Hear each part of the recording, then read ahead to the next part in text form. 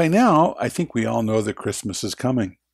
I mean, you do know that Christmas is coming, right? Have you heard about the real person who lived a long time ago and became known as Santa Claus? But what if Santa Claus, St. Nicholas, had never lived?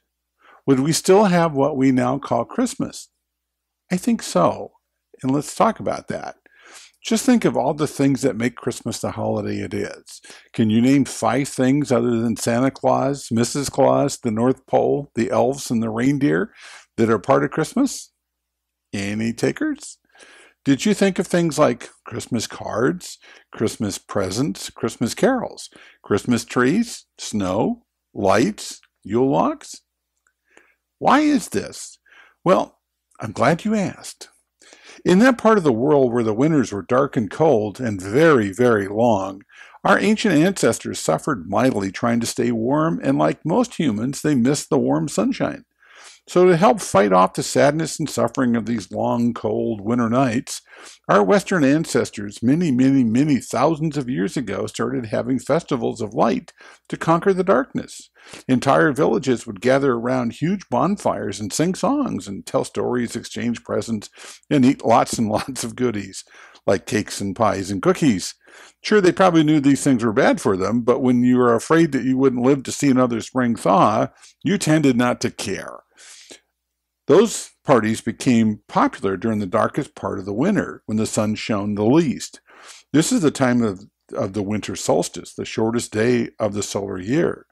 So rather than hide under their covers shivering from the frost, Westerners gathered around their big bonfires.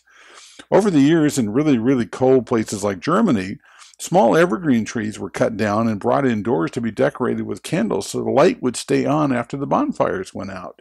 The evergreen trees were symbols of eternal life, and they smelled good.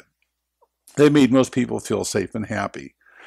By the time the Christians came along, Northern Europe had long been celebrating the winter solstice, and the festivals had become so popular that these hardy souls living on the edge of civilization actually looked forward to the cold and the snow.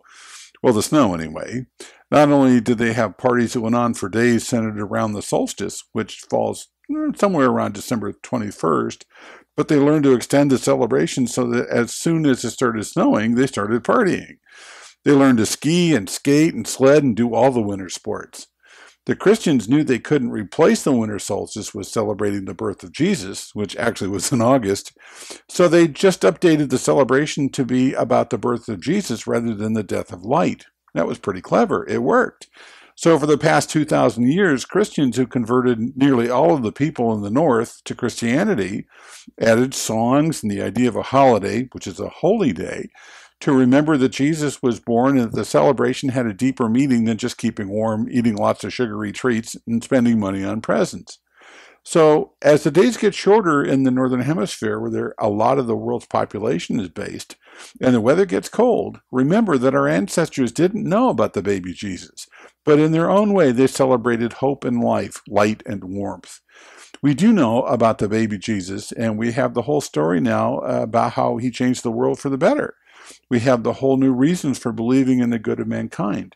But Christmas time isn't just for Christians. It's about giving and loving and hoping regardless of your religious beliefs.